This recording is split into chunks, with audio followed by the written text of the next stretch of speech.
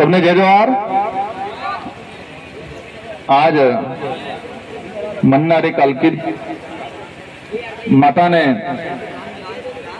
जो उनके साथ जो घटना हुई, उस घटना के विरोध में आज यहाँ पर आदिवासी समुदाय, साथ ही एससी और अन्य समुदाय के जिनका जमीर जिंदा है वो यहाँ पर पहुंचे। मैं मेरा वक्तव्य शुरू करूं इससे पहले यहाँ पर जो पंडाल में जो लोग बैठे हैं, जो प्राकृतिक पंडाल है, इन सभी से अनुरोध करना चाहूंगा कि आप तन से तो बैठे हो भी, मन भी यहाँ पर ले आना भी थोड़ी देर के लिए। ये मन इधर इधर कहीं भटक रहा हो, उस मन को भी यहाँ पर ले आना और तन और मन दोनों से बैठना। और मेरे से पहले जितने वक्ताओं ने जो बात रखी है, इन वक्ताओं की जो बात है, अपने सॉफ्टवेयर आज ही ऊपर वाली जी खोपड़ी दिमाग आना सॉफ्टवेयर में हेती सेव करी दियो और फिल्टर मारी लियो ने। मेरी जो बात कह रहा हूं इसमें जो अच्छी बातें हैं, इन बातों को भी हमेशा के लिए सेव कर देना और समय आए उन समय के अनुरूप इन बातों को, ये जो बातें कही गई है, उन बातों के अनुरूप कार्य करें। हम क्या थे, हम क्या थे, कौन थे और क्या हो गए। हम थे कौन, क्या थे और कौन हो गए वर्तमान में, और क्या हो रहा है हमारे साथ। कालकी बाई के न्याय के लिए वो भगवान न्याय देगा, यही कह रहे होंगे हमारे गोविंदा के भाई, आसपास के भाई। क्योंकि कालकी बाई को मारा भी किसने है, जो मीडिया में पड़ा उसके हिसाब से बता रहा हूं मैं। कालकी बाई को भोलेनाथ ने मारा है। यूं भोलेनाथ प्रवेश कर गए थे प्रताप सिंह के नाम, प्रताप सिंह के अंदर भोलेनाथ प्रवेश कर गए और भोलेनाथ ने उस बुजुर्ग माता को मारा। तो गांव में प्रचार क्या हो रहा होगा, भगवान ने मारा। तो भगवान गलत हो सकता है क्या? ऐसे भगवान पे थूकता हूं मैं आज। क्या क्या कंडीशन बना रखी है। हम वहां से आए, यहां तक मैं सुन रहा हूं, हर वक्ता बोल रहा है, उस वक्ता से पहले जो नारा है वो भी सुन रहा हूं और मेरे लिए भी वो नारा बोला गया। शेर आया, आदिवासी समाज, ट्राइबल और टाइगर, उन शेरों की स्थिति क्या हो गई है। इस पे एक बात याद आ गई और उस बात को बताना चाहूंगा मैं, इसको गौर से सुनना। ये जयसमन के आसपास, सॉरी राजसमन के आसपास फॉरेस्ट का मतलब वन, पूरा जंगल इलाका था और एक पामड़ा गया वहां व्यापारी और उसने वहां होटल खोली। एक दो दूसरी होटलें भी थी और इन होटल उस आदमी ने खोली। खोलने के बाद होटल बराबर चल नहीं रही थी, होटल पे कोई ग्राहक नहीं आ रहे थे बराबर बाजार से, लेकिन वहां उसके पास में एक टंकी बनाई थी पानी की। तो उस पानी पीने के लिए जंगल से शेर आ रहा था, पैंथर आ रहा था और वो पैंथर उस टंकी पे पानी पीने आता था चुपके, दिन में, शाम को, सुबह।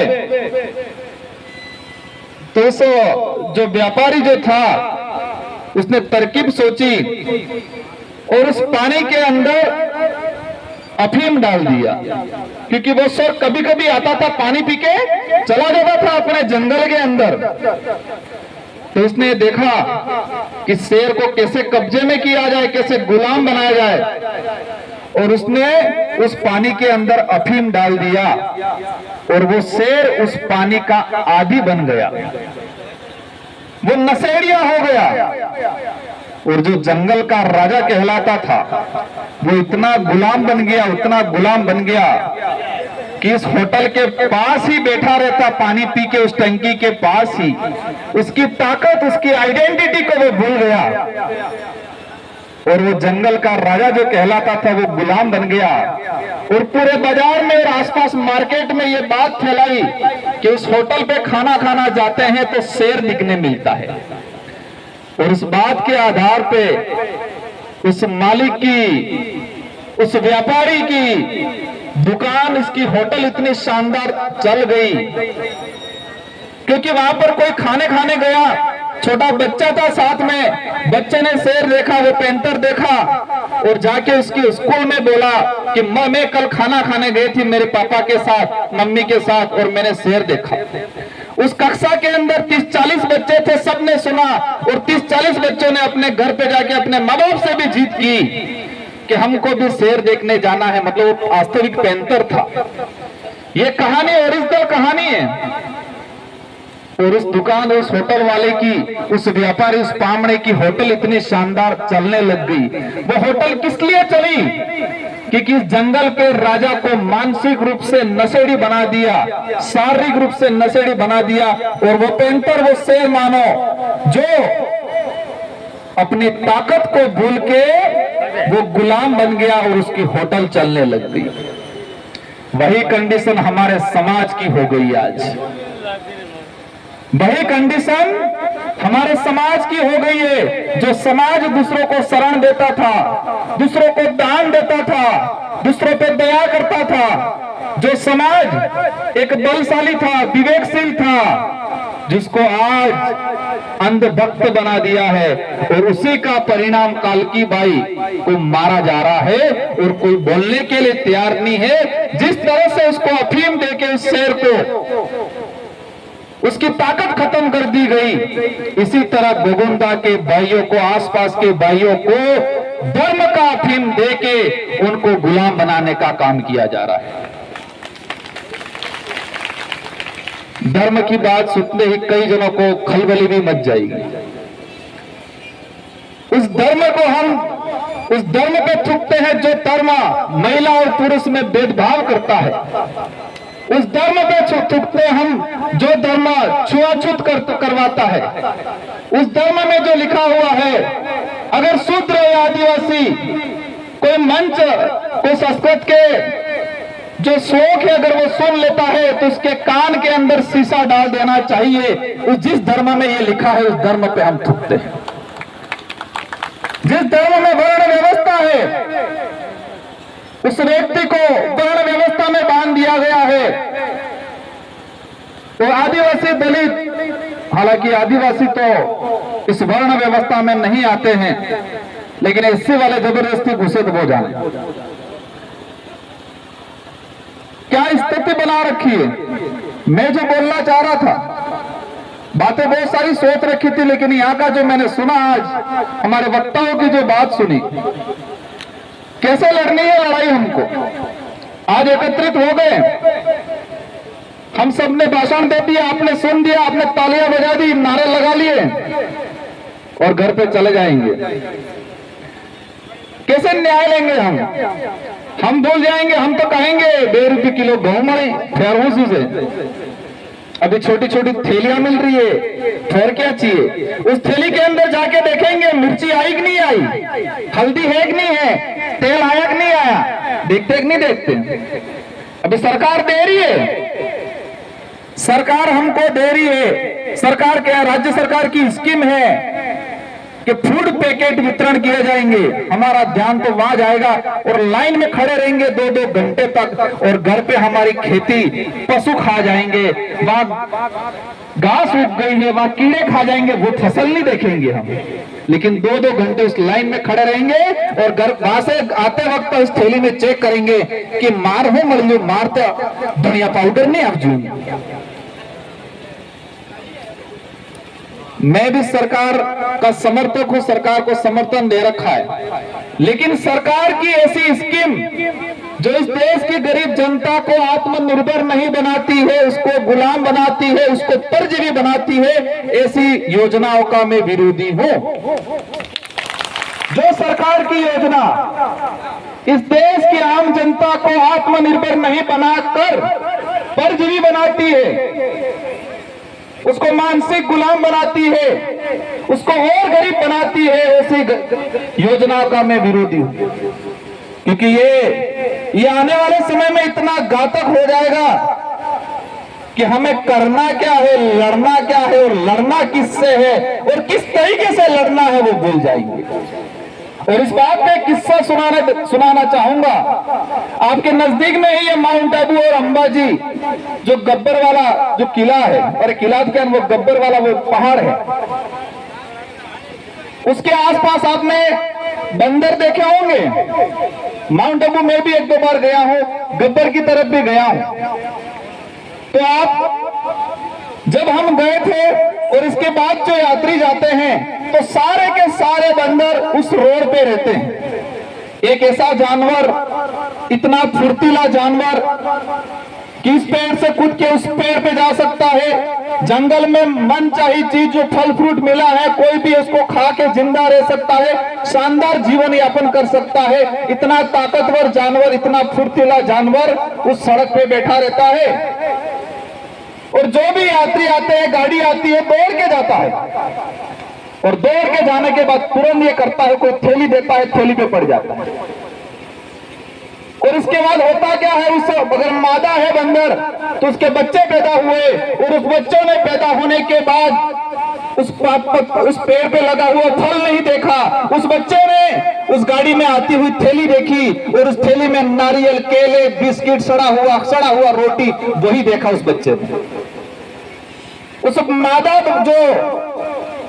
मादा जो बंदरिया थी, जो जन्म होने के बाद बच्चे पैदा हुए, उस बच्चों ने जंगल में जो शानदार फल फ्रूट था, उसके जो खाने लायक जो चीजें थी वो नहीं देखी। पैदा होते ही उस रोड पे पैदा हुआ, वो गाड़ियां देखी, गाड़ी के अंदर आते लोग देखे, फ्री में देने वाली थैली देखी। और इसके बाद हुआ क्या, कोरोना काल आया, और कोरोना काल आने के बाद वहां गाड़ियां बंद हो गई है, पुलिस वाले लट लेके खड़े रहे, लॉकडाउन है, लॉकडाउन करके। इस बात को गौर से सुनना। तब ये गाड़ियां नहीं गई, यात्री नहीं गए, और यात्री नहीं गए तो फ्री की थैलियां नहीं गई, फ्री का केला नहीं गया, बिस्किट नहीं गया, नारियल नहीं गया। और उस दौरान उस सड़क पे ये बंदर रो रहे थे। क्या कर रहे थे? रो रहे थे। और कई बच्चे उस दौरान, कोविड काल के दौरान कई बच्चे मर गए। पास में जंगल था, जंगल में पेड़ थे, उस पेड़ पे फल फ्रूट थे, बहुत सारी चीजें खाने लायक थी, लेकिन वो तो उसकी ताकत भूल गया था, उसकी पहचान भूल गया था। और लास्ट में कोरोना काल में उस रोड पे कई बंदर के बच्चे मर गए थे। और वही कंडीशन इस देश की आम जनता की, आदिवासी समाज की हो रही है। हम हमारी ताकत भूल रहे हैं, फ्री की योजनाओं पे ध्यान जा रहा है, हम हमारे खेत भूल रहे हैं, हम फ्री की योजनाओं पे ज्यादा ध्यान जा रहा है, और आने वाले समय में कंडीशन हमारी उसकी तरह हो जाएगी। आप समझ रहे होंगे, इतना तो विवेक होगा कि मैं कहना क्या जा रहा हूं। एक ताकतवर जानवर, मैंने दो उदाहरण बताए, एक शेर का उदाहरण बताया, एक माउंट आबू अंबाजी, और ये दोनों ओरिजिनल घटना है, दोनों ओरिजिनल घटना है। अब यही कंडीशन हमारे समाज की हो रही है, तो फिर शेर का क्या होगा? वो अफीम खा के पड़ा रहा था, अपनी राजा तो क्या गुलाम बन गया था। यही कंडीशन हमारे कांग्रेस बीजेपी के अंदर घुसे हुए लोगों की हुई है। तो कैसे कालकी बाई के लिए आवाज उठाएगा? जमीन हड़प रहा है वहां, कैसे आवाज उठाएगा वो? और हम सब मिलके पुलिस वालों को बहुत गालियां देते कि नहीं देते हैं? बेचारे पुलिस वाले क्या करें? मैंने क्या बोला? बेचारे। इनके लिए भी एक शानदार बात बता दूंगा। ये राज तिलक गांव है, यहां पर राज तिलक हुआ था, तो राजा रजवाड़ों का राज चल रहा था। ये माने राज तिलक मतलब जिसको राजा घोषित किया गया। और उस राजा रजवाड़ों के काल में, मुगल काल में क्या होता था? हमारे बुजुर्ग लोग कहते थे, जब हम पैदा हुए, समझदार हुए, और समझदार होने के बाद हमने बुजुर्गों से सुना कि पहले देश गुलाम था, अब देश आजाद हो गया। तो हमने पूछा गुलाम देश था तब क्या होता था? तो हमारे बुजुर्गों ने कहा कि उस समय काला कानून हुआ करता था। क्या बोला? काला कानून हुआ करता था। तो हमने पूछा कि वो काला कानून क्या था?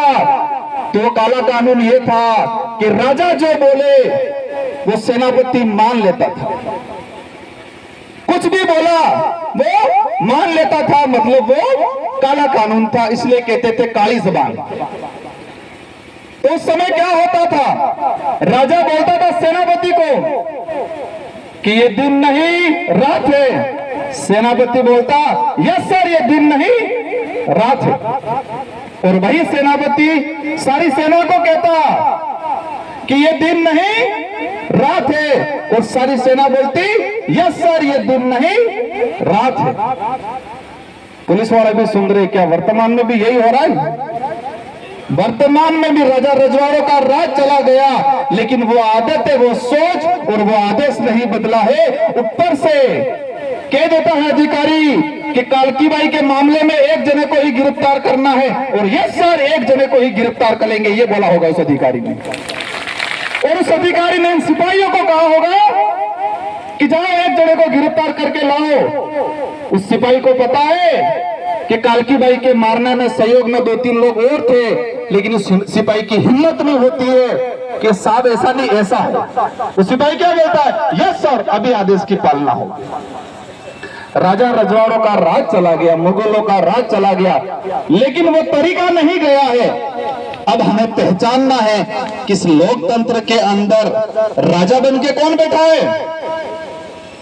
ये लोकतांत्रिक देश है। हमारे पूर्वजों से हमने सुना कि पहले राजा रजवाड़ों का मुगलों का राज था, और उस दौरान काला कानून चलता था। तो हमने आजादी प्राप्त कर ली।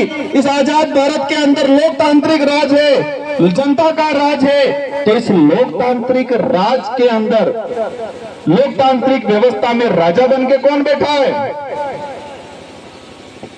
उन राजाओं को बनाने में भी आपने ही सहयोग किया। लोकतंत्र की चाबी, इस देश को लोकतांत्रिक देश माना गया है, लोकतंत्र की चाबी है वो वोट है। और वो वोट की ताकत तो हम भूल गए, इस वोट की कीमत भूल गए। और हमने तो जिन्हें खादू इन्हें गाजू, जिसका खाया उसका गाया। वोटिंग के एक दिन पहले पौआ आ गया, बाजू की साड़ियां आ गई, अभी थैलियां आ गई, थैली में हल्दी नमक दलिया आ गया, और कहेंगे हमें तो जिनो खांगा है नो गांगा, जिसका खाएंगे उसका गाएंगे, और फिर हम वोट दे देंगे, और फिर वो बाजा बन जाएगा। अब आज से ठान के जाना है। इस लोकतंत्र के अंदर जो राजा बन के बैठा हुआ है, जो आपका यहाँ का विधायक हो या सांसद हो, उसको एहसास कराना है 2023 के अंदर कि ये राजतंत्र नहीं लोकतंत्र है। क्या एहसास कराना है? ये राजतंत्र नहीं लोकतंत्र है, ये एहसास कराना है। कराओगे कि नहीं कराओगे? क्या आज सुन जाओगे, मेरे साथ सेल्फी खींच लोगे, कांति भाई के साथ सेल्फी खींच लोगे, घर पे चले जाओगे, स्टोरी चढ़ा दोगे, और चुनाव के दौरान पुतली मिल जाएगी, हम पी के वोट दे देंगे, और फिर हम 5 साल के लिए न्याय मांगेंगे। हमें दूसरों को गालियां देने से पहले, हमने दूसरे समाज या दूसरे नेताओं को गालियां देने से पहले हमें हमारी कमजोरी क्या है, हम क्या कर रहे हैं, उसको समझना पड़ेगा। और उस बात पे मैं आता है, मैं सुन के थक गया, राजपूत ऐसे किया, राजपूत ऐसे किए, ये है क्या बोला? हम इतिहास पढ़ते हैं, और इतिहास में राणा प्रताप को महाराणा कहलाया। हम इतिहास में यह सुनते हैं कि भारत देश के अंदर एकमात्र राजपूत रजवाड़ा ऐसा था जिन्होंने अकबर की अधीनता स्वीकार नहीं की, और उसका नाम आता है महाराणा प्रताप, और इसीलिए उनको राणा प्रताप से महाराणा कहा गया। तो राणा प्रताप से महाराणा बनाने का